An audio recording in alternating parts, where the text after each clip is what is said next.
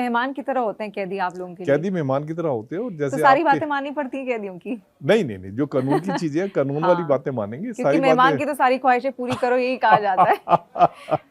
हाँ वो तो है, पर जो ये लीगल डेफिनेशन है कि आप होस्ट हो, वो मेहमान है, और आपको जो भी कानून में उसके एंटरटेनमेंट है वो आपने देनी है, जो उसकी सेफ गार्ड्स हैं उसके राइट्स को आपने सेफ गार्ड करना है, और आपने उसको इस तरीके से ट्रीट करना है ताकि जब वो छूटे उसको ये ना लगे कि उसके साथ जाती हुई है। अच्छा। सुनील जी, तिहाड़ जेल हमारे लिए तो जेल ही है, लेकिन आपने 35 साल निकाले हैं। कैदी तो निकालते ही निकालते हैं, जेलरों की भी एक बहुत बड़ी जिम्मेदारी होती है भाई, जेल के अंदर हमें इतने साल निकालने हैं। ये 35 साल कैसे डिफाइन करेंगे आप अपने?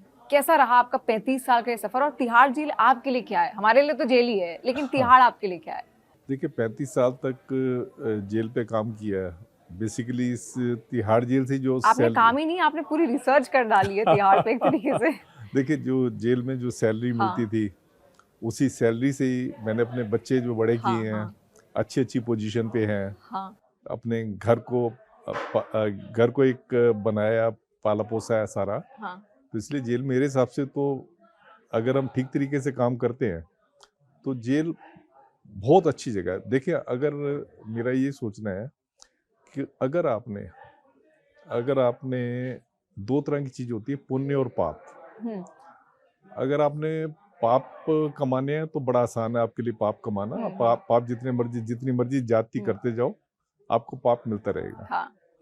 अगर पुण्य कमाने हैं, अगर आपके जन्मों जन्मों के जो है, अगर आपके पाप इकट्ठे हुए हैं, उन पापों को आपने न्यूट्रलाइज करना है, तो जेल से अच्छी जगह नहीं। यानी जेल आना चाहिए। जेल से नहीं, जेल में काम करना चाहिए। जेल में काम करना चाहिए। आप देखेंगे कि आपकी बात सुन के कोई कुछ चोरी वोरी करके भी जेल के अंदर आ गया, पता चला नहीं सुनील जी ने कहा था जेल के अंदर आना है। हाँ, सुधर जाओगे। सुधर जाओगे, पाप धुल जाएंगे तुम्हारे। मतलब खासकर मैं ये जो बात आपसे कर रहा हूँ स्टाफ के लिए कर रहा हूँ। अगर स्टाफ ने उनके बहुत अगर पाप है उनके पास और पाप को उन्होंने न्यूट्रलाइज करने हैं, तो जेल को आप कह सकते हैं कि जेल एक पुण्य का द्वार है। मैं आपको बताता हूँ क्यों। आप देखें जेल में हमने जब रिफॉर्म शुरू किया था तो उसमें एनजीओस वगैरह को हमने मौका दिया कि आप जेल में आके आप जो भी काम कर सकते हो। आप अगर एजुकेशन की एक्टिविटी कर सकते हो, आप जेल में आके एजुकेशन की एक्टिविटी करो। आप अगर वोकेशनलाइजेशन पे काम करना चाहते हो, आप वोकेशनलाइजेशन पे काम करो। जिस तरीका आप मोरल टीचिंग के ऊपर काम करना चाहते हो, मोरल टीचिंग के ऊपर काम करो। तो जो ये एनजीओ आए, सबसे ज्यादा एनजीओ जो ऐसे आए जिनका कि क्रिश्चियन बैकग्राउंड था। अच्छा। अब क्रिश्चियन बैकग्राउंड था, वो क्यों आए? क्योंकि बाइबल में लिखा हुआ है जो चीज आप मुझे बता रहे थे अभी से पहले कि अगर आप अगर जो जेल में बंद कैदी हैं, उस टाइम पे जब लिखी गई थी उस टाइम पे जेल में बहुत सारे बेकसूर होते होंगे जिनको रखते होंगे। आजकल भी हैं बहुत सारे बेकसूर होते हैं जो जेल में। तो उन्होंने कहा है कि अगर आप मुझसे मिलना चाहते हो, भगवान कह रहे हैं कि अगर आप मुझसे मिलना चाहते हो तो आप जेल में आके कैदियों की सेवा करो। अच्छा। तो इसलिए आप देखेंगे किसी भी आप कंट्री की कोई भी जेल में जाएंगे तो ज्यादातर आपको ये क्रिश्चियन बैकग्राउंड के मिलेंगे। और मेरे हिसाब से जो उसमें लिखा है ठीक ही लिखा है। देखिए हमारा क्रिमिनल जस्टिस एडमिनिस्ट्रेशन जो है इतना बिगड़ गया है, सालों साल आपके मुकदमे चलते रहते हैं, तारीख पे तारीख, और आपको न्याय की कोई उम्मीद नहीं है। अब आप देखें, अब लोग डेथ सेंटेंस, जैसे कोई बहुत बड़ा हादसा होता है, निर्भया का केस हुआ, या इससे पहले जो ये गीता चोपड़ा, संजय चोपड़ा, इनका मर्डर हुआ था, रेप का मर्डर हुआ था, तो लोग एकदम सड़कों पे उतर आते हैं और वो कहते हैं कि इनको फांसी दो। क्यों लोग फांसी के लिए उतरते हैं आगे? तेलंगाना में आपने देखा कि पुलिस ने एनकाउंटर कर दिया और रेपिस्ट का, तो लोग बड़ा सेलिब्रेट कर रहे थे, क्योंकि लोगों को जो हमारा क्रिमिनल जस्टिस एडमिनिस्ट्रेशन है इसमें विश्वास नहीं। अगर आपकी टाइम बाउंड डिस्पेंसेशन हो जस्टिस का, तो लोगों को विश्वास बनेगा।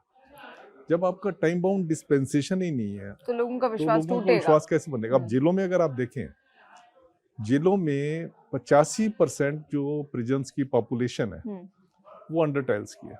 अच्छा। और अंडर टाइल्स की है, और नहीं सॉरी, 82% दिल्ली की है। हाँ। 85% लोग जो है वो पुअर बैकग्राउंड से हैं। पुअर बैकग्राउंड मतलब कि जिनकी की साल की जो इनकम है 1 लाख रुपए से कम है। हाँ।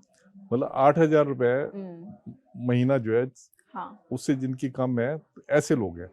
85% लोग जब ऐसे होंगे, हाँ। अब आप ये देखेंगे कि खाली गरीब तो क्राइम नहीं करता। हाँ।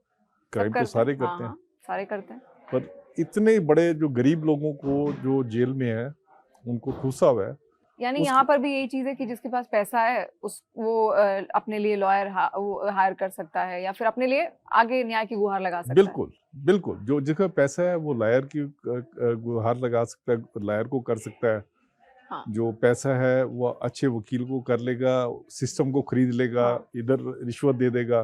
पर गरीब आदमी जो रिश्वत नहीं दे पाता, जो सिस्टम को नहीं खरीद पाता, वो जेल पीछे रह में जाता आता है। अब जेल में आके आपके पास, चलो जेल में अगर आ गए तब तो कोई देखता भी है। हमारी कई सारी रूलिंग है कि जिसमें देखते हैं कि जेल में ज्यादा आदमी को ना रहना पड़े। पर आप देखो ना ट्रायल का क्या हाल है। अखबारों में आप पढ़ते रहते हैं कि चोरी के केस में कोई आया, 20 साल के बाद चोरी का केस सोल्व हुआ है। हाँ। रेप के केस तब हैं। तक आधी जिंदगी तो एक तरीके से काट दी है आधी उन्होंने जेल जिंदगी के उसकी अंदर। वैसे निकल गया। रेप के केस हैं 5-5 6-6 साल, मर्डर का केस है 8-8 हाँ। साल चल रहे हैं। तो जब तक ये टाइम बाउंड डिस्पेंसेशन नहीं होगा, हाँ। जब तक जस्टिस टाइम बाउंड नहीं होगी, जिसमें होगा कि आप एक समय सीमा बांध दें कि आपने, जैसे मैं मर्डर का केस कह रहा हूँ, मर्डर का केस आपने 3 साल में खत्म कर देना। 3 साल में अगर आप खत्म नहीं करते तो जज को एक्सप्लेनेशन देनी पड़ेगी कि 3 साल तक खत्म क्यों नहीं हुआ, या पुलिस को एक्सप्लेनेशन देनी पड़ेगी 3 साल में खत्म क्यों नहीं हुआ। और अगर इनऑर्डिनेट डिले हो गया उसका ट्रायल का, तो उसमें आप कंपेंसेशन का भी प्रोविजन रखो। जज की एक्सप्लेनेशन कॉल करो, पुलिस की एक्सप्लेनेशन कॉल करो, प्लस कंपेंसेशन का प्रोविजन रखोगे, तब आपका सिस्टम चलेगा। ऐसे ही हर एक केस में रखो आप। हाँ। मर्डर के केस में नहीं, रेप का केस है, उसको आप सपोज 2 साल में आपने खत्म करना है, 2 साल में खत्म नहीं करते तो आप एक्सप्लेनेशन दोगे। खुद एक जेलर है, आपने उन कैदियों की लाइफ बहुत पास से देखी है सुनील जी, तो आप बहुत अच्छे से न्याय की डेफिनेशन आपने बता दी, क्योंकि उनको भी न्याय की जरूरत है। एक आम इंसान को तो है ही, वो भी न्याय चाहते हैं।